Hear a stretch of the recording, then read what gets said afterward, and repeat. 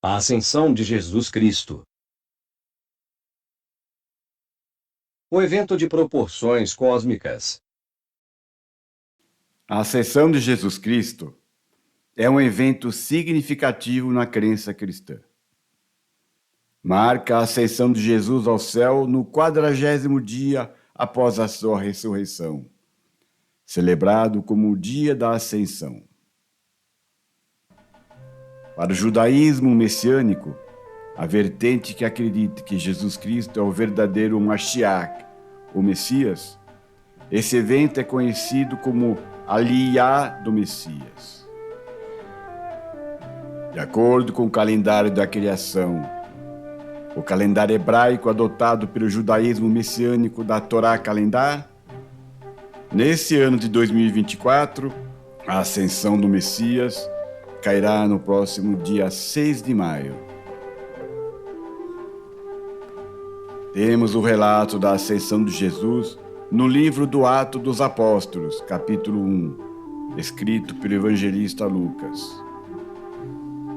Ele nos fornece uma narrativa do período entre a sua ressurreição e a ascensão, e a exposição do que aconteceu naquele último dia na terra. São os primeiros 11 versículos do primeiro capítulo que passamos a descrever.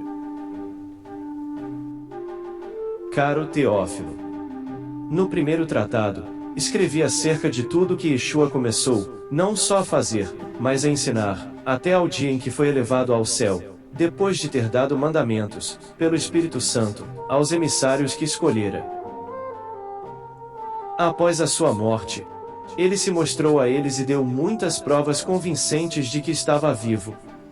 Durante um período de 40 dias eles o viram e ele lhes falou sobre o reino de Deus.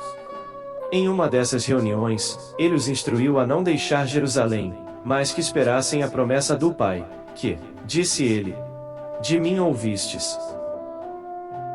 Pois João costumava mergulhar as pessoas na água, mas em poucos dias vós sereis batizados com o Espírito Santo.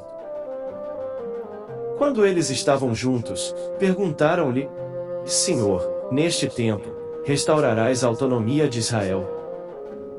Ele respondeu, não vos pertence saber os tempos ou as estações que o Pai os manteve sob sua própria autoridade. Mas recebereis o poder do Espírito Santo, que há de vir sobre vós, e ser-me-eis testemunhas, tanto em Jerusalém como em toda a Judéia e Samaria, e, na verdade, até nos confins da terra. E, quando dizia isto, vendo eles, foi elevado às alturas, e uma nuvem o recebeu, ocultando-o a seus olhos.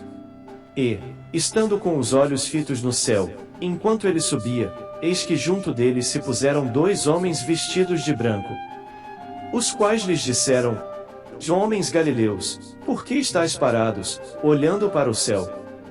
Esse Yeshua, que foi levado de vós para o céu, há de voltar para vós do mesmo modo como para o céu o vistes ir. Nessa passagem bíblica, há várias coisas notáveis que necessitam ser explicitadas. Primeiramente, o período de 40 dias em que Jesus Cristo, ressurrecto, esteve presente entre os seus seguidores antes de ascender ao céu. Se quisermos melhor entender a palavra de Deus no Novo Testamento, devemos fazê-lo sempre à luz do Antigo Testamento. O número 40 nas Escrituras é um número significativo. Quando ele aparece no contexto de um período, ele pode apontar para um tempo de transição, de purificação e de preparação. Assim, encaramos os 40 dias e noites do dilúvio no livro de Gênesis, nos capítulos 7 e 8, como um tempo de purificação do pecado e da violência. Mas foi também um tempo de transição, do período antes do dilúvio para o tempo depois do dilúvio com Noé, quando mudanças foram realizadas, como na permissão para se comer carne, na redução da expectativa de vida dos seres humanos, por exemplo. Também no livro de Êxodo, constatamos que o povo de Israel vagou por 40 anos no deserto. Tempo esse que Deus julgou necessário para a purificação dos pecados que eles já haviam cometido no Egito e de preparação para a transição para a vida na terra prometida. E no próprio Novo Testamento, quando encontramos Jesus permanecendo 40 dias e noites no deserto para ser tentado, para ser testado e preparando-se para iniciar o seu ministério público, onde começaria a realizar obras milagrosas. Assim, após a sua ressurreição, durante os 40 dias, Jesus preparou os seus discípulos e seguidores para a sua partida e ascensão, purificando-os dos seus mal-entendidos sobre a natureza do reino de Deus, corrigindo-os de suas expectativas quanto a uma pronta manifestação terrena da restauração de Israel e do reino de Deus, ensinando-lhes que não era a hora de saberem dos tempos ou das estações que o Pai Celestial havia determinado. Eles teriam que ficar na cidade e esperar para serem revestidos do poder do Espírito Santo.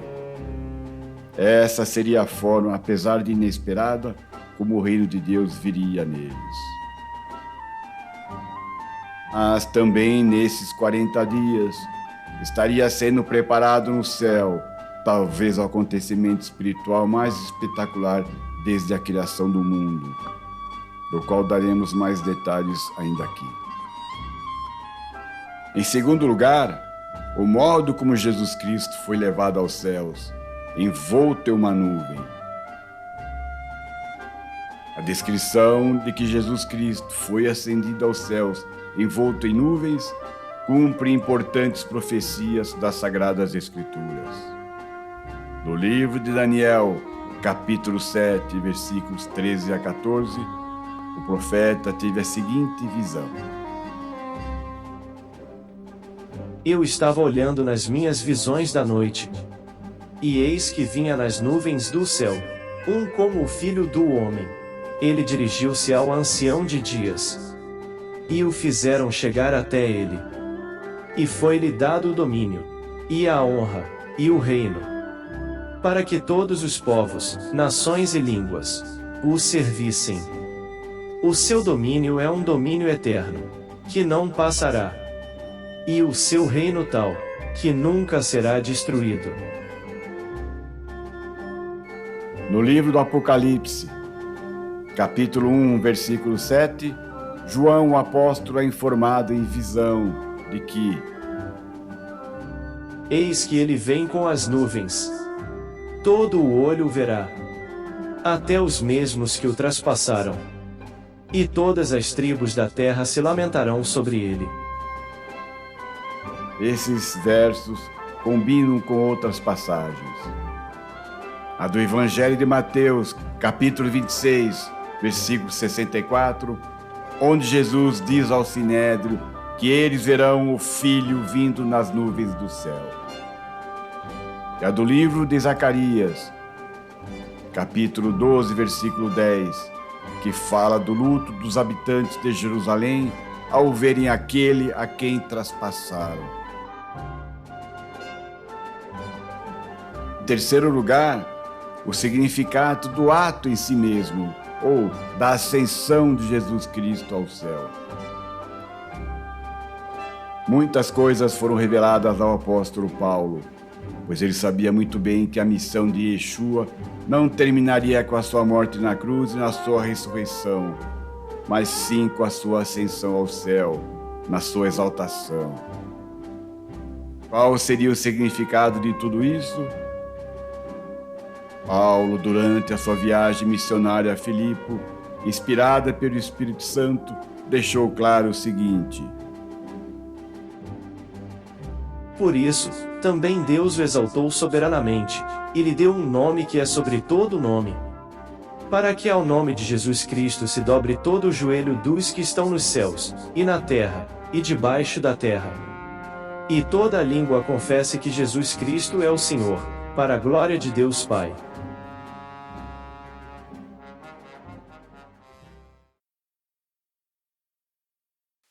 Logo, Nos versos anteriores, Paulo descreveu Jesus Cristo na sua preexistência, no seu nascimento como homem, na sua paixão e morte, concluindo com a sua ressurreição e ascensão aos céus. Nos versículos acima, Paulo está destacando a sua exaltação. Ele conhecia muito bem as passagens do Antigo Testamento, que veladamente falavam da exaltação do Senhor, da sua entrada triunfante ao trono do céu, ao reino do céu. Aquele que, vindo ao mundo como Cordeiro de Deus e servo da humanidade, seria no final revelado como seu único e todo-poderoso Rei. Essa é a mais importante revelação de Jesus Cristo. Desde quando ele ascendeu ao seu trono no céu, todo o cosmos, os que estão nos céus, na terra e debaixo da terra, devem reconhecer e confessar que ele, Yeshua, é Adonai, o Deus de Israel. Ele mesmo que se vestiu com a fraqueza da carne, submeteu-se à pobreza, à ignomínia, ao desprezo, que sofreu a rejeição no meio de seu povo, que suportou o peso do pecado de toda a nossa humanidade em seu corpo sagrado, que expiou os nossos pecados pelo derramamento de seu sangue, e que morreu em sofrimento e agonia pela nossa reconciliação com o Pai Celestial. Através de sua ressurreição e ascensão ao céu, ele nos ha revelado igual a Deus Pai, e compartilhando não somente a sua glória, mas também o seu nome, e revelado não somente como um ungido, o Cristo, o Messias nas profecias, mas como o Senhor dos céus e da terra. Ainda em nós alguma dúvida sobre isso tudo? Pois não deveria mais haver. O apóstolo Paulo, ao afirmar em Filipenses que ao nome de Yeshua se dobrará todo o joelho dos que estão nos céus, na terra e debaixo da terra, estava fazendo uma alusão ao livro do profeta Isaías, e que representa uma das revelações mais importantes sobre a singularidade de Deus em todas as Sagradas Escrituras. Olhai para mim, e sereis salvos, vós, em todos os termos da terra. Porque eu sou Deus, e não há outro. Por mim mesmo tenho jurado, já saiu da minha boca a palavra de justiça. E não tornará atrás, que diante de mim se dobrará todo o joelho, e por mim jurará toda a língua. Que só em Adonai há justiça e força. Como dissemos no início deste vídeo, os judeus messiânicos chamam o dia da ascensão de Jesus Cristo como Aliá do Messias. Agora, para os judeus em geral, o conceito da Aliá possui um valor significativo, histórico, de identidade e de fé. Aliá refere-se para eles à imigração dos judeus da diáspora para a terra geográfica de Israel, ou para a região da Palestina, que hoje é representada principalmente pelo Estado de Israel. O próprio termo significa o ato de subir, simbolizando o movimento em direção à cidade sagrada judaica de Jerusalém. Fazer a Aliá tem sido um princípio fundamental do sionismo, enfatizando o retorno à terra dos seus antepassados. Agora, tradicionalmente, os judeus religiosos associavam a Aliá com a vinda do Messias. Essa ligação entre a Aliá e a chegada do Messias reflete o profundo desejo espiritual pelo cumprimento de antigas profecias. Muitos interpretam essas profecias como um sinal do iminente retorno do Messias, Yeshua. Esse mesmo Yeshua, que foi levado de vós para o céu, e que há de voltar para vós do mesmo modo como, para o céu, o vistes ir. Amém.